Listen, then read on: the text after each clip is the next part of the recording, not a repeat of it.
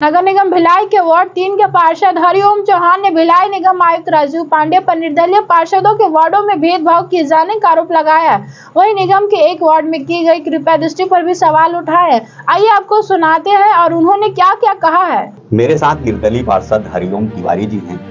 इनका आरोप है कि निगम आयुक्त के द्वारा इनके वार्डों की अनदेखी की जा रही है, जिसके कारण जो मूलभूत के काम होने चाहिए वो नहीं हो पा रहे हैं और बहुत सारी समस्या, इसी सब समस्या को लेकर इनसे बात करेंगे।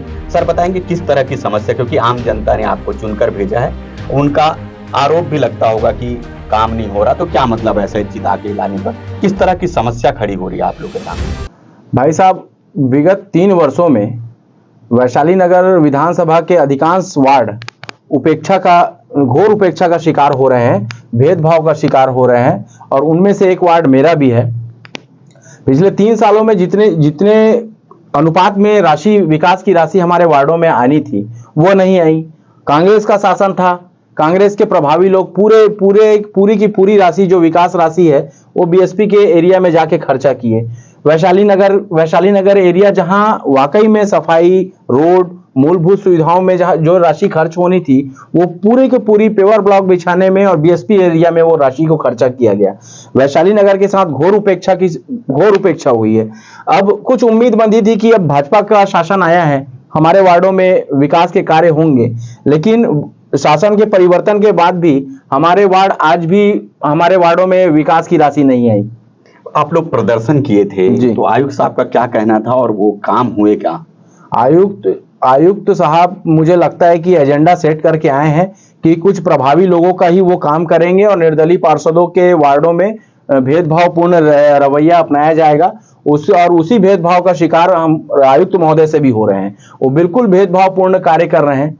मूलभूत की राशि जो हर पार्षद के वार्ड का अधिकार है, राज्य शासन की गाइडलाइन है कि कोई राशि आए या ना आए, मूलभूत की राशि जनसंख्या के हिसाब से उस वार्ड में आवश्यक संधारण कार्यों के लिए, अति आवश्यक बुनियादी समस्याओं के लिए दिया ही जाना है। किंतु उस राशि को भी हमारे अधिकार का हनन करते हुए आयुक्त महोदय नहीं दे रहे हैं, बल्कि उन्हीं वार्डों को दे रहे हैं जहां से ऑलरेडी राज्य शासन का 40-40 लाख रुपया आया है। उन्हीं पार्षदों को, गिने चुने पार्षदों को मूलभूत राशि प्रदान की जा रही है और बाकी के पार्षदों को नहीं दिया जा रहा है। तो ये उपकृत करने के पीछे आयुक्त की क्या मंशा लगती है? उपकृत करने के पीछे सीधा है कि जो प्रभावी लोग हैं उनको खुश करने की मंशा, निर्दलीय है उनको मजबूर करके राजनीतिक समीकरण को बनाना या बिगाड़ना, ये उनकी मंशा दिखती है। विकास शुल्क को लेकर जहां पे विकास शुल्क की वसूली होती है वहीं पे काम होना चाहिए। ऐसा लग रहा है कि कुछ वार्डों में अभी सुनने को मिल रहा है कि 1 करोड़ विकास शुल्क जहां से नहीं आ सकता वैसे जगह दे दिए। वो किस तरह की आरोप हैं? देखिए भैया, नगर निगम अधिनियम 1956 में ये विधान दिया गया है कि प्रत्येक वार्ड में जो कॉलोनियां हैं, उन कॉलोनी के नागरिक जो विकास शुल्क नगर निगम में जमा करते हैं, उस विकास शुल्क को उसके एक अलग से खाता बना के वो पैसा वहां जमा किया जाना है और उसका उपयोग उसी वार्ड के विकास के लिए किया जाना है। लेकिन इस अधिकार का भी हनन आयुक्त महोदय के द्वारा किया जा रहा है। जैसे कि मेरे वार्ड में अभी कम से कम 70 लाख रुपए विकास शुल्क का सन 2010 से लेकर 2025 तक 70 लाख रुपए जमा है, लेकिन वो राशि मेरे वार्ड में नहीं दी जा रही है।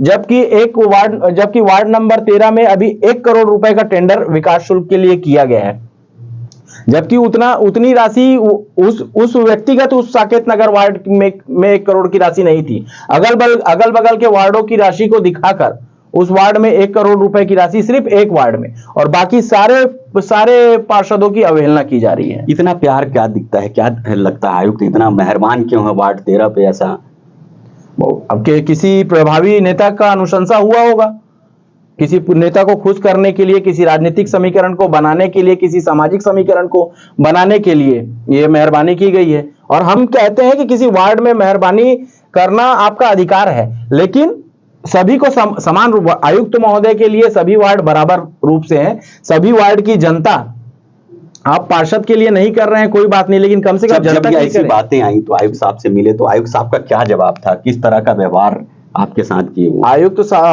साहब से हम लोग कई बार मिल चुके हैं। आयुक्त साहब का जवाब बिल्कुल गोलमोल रहता है। हर बार जब हम कुछ समस्या को लेके जाते हैं तो उनका एक जवाब रहता है कि मेरे व्हाट्सएप में भेज दो, और उस व्हाट्सएप को ना वो खोल के देखते हैं, ना ही पार्षदों को भी रिप्लाई देना उचित नहीं समझते। उस व्हाट्सएप का कभी कोई रिप्लाई नहीं आता, हफ्ते हफ्ते तक उस हमारे द्वारा दी गई जानकारी का कोई फीडबैक नहीं आता। सिर्फ मतलब जनता तो छोड़िए, पार्षदों को गुमराह कर रहे हैं आयुक्त। तो क्या लग रहा है, इनको हटाने के लिए कुछ मुहिम चलाएंगे क्या आम जनता के साथ मिलकर? है देखिए भैया, नगर पालिक निगम में हम विपक्ष की भूमिका में बैठे हैं, और अगर ऐसा भेदभावपूर्ण रवैया अगर हमारे साथ और हमारे क्षेत्र की जनता के साथ किया जाएगा तो हम लड़ाई लड़ेंगे, चाहे उस सामने में कोई भी हो। ये कभी जो सामान्य सभा हुआ था उस बार एक जिसकी माँ थी, पार्षद नहीं था, वो सिग्नेचर कर दिया था, उसको लेकर एक लंबा आप लोग शिकायत भी की थी। वो किस तरह की मामला था, थोड़ा सा बताएंगे क्या?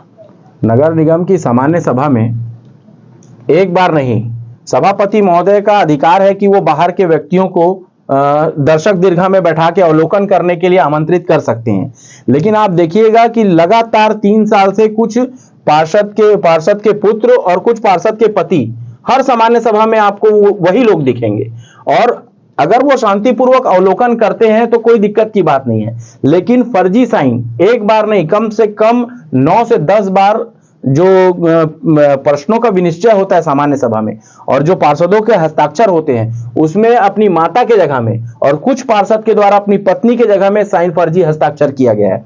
पिछली सामान्य सभा में जब सफाई के मुद्दे को लेकर सामान्य सभा रखी गई थी तो उसमें बहुमत दिखाने के उद्देश्य से एक अनुपस्थित पार्षद के पुत्र को आमंत्रित किया गया, और उस पार्षद पुत्र ने सरकारी दस्तावेज को चपरासी से लेकर अपनी माता के बदले में हस्ताक्षर किया। ये एक आपराधिक कृत्य है। इस पे नगर पालिक निगम आयुक्त को एफआईआर दर्ज कर देनी थी, लेकिन हमको लगातार 2-2 बार 3-3 बार सूचना देने के बावजूद भी पता नहीं ऐसा क्या दबाव है आयुक्त के ऊपर कि या ऐसी कौन सी दोस्ती है कि वो एफआईआर दर्ज नहीं कर रहे हैं। जबकि नगर निगम के अंदर अगर कोई कृत्य करता है तो ये नगर निगम कमिश्नर का दायित्व तो बनता है कि वो एफआईआर दर्ज करे। तो आप कहाँ आवेदन दिए थे कार्रवाई होनी चाहिए करके? हमने इसमें कार्रवाई करवाने की जिम्मेदारी पूरी और पूरी आयुक्त महोदय की है। हमने आयुक्त महोदय को इसकी जानकारी दी है। वर्तमान में ही इसकी सूचना हमने संभागायुक्त महोदय को भी दे दी है, और हम राज्य शासन भी इसकी शिकायत करने के लिए जा रहे हैं।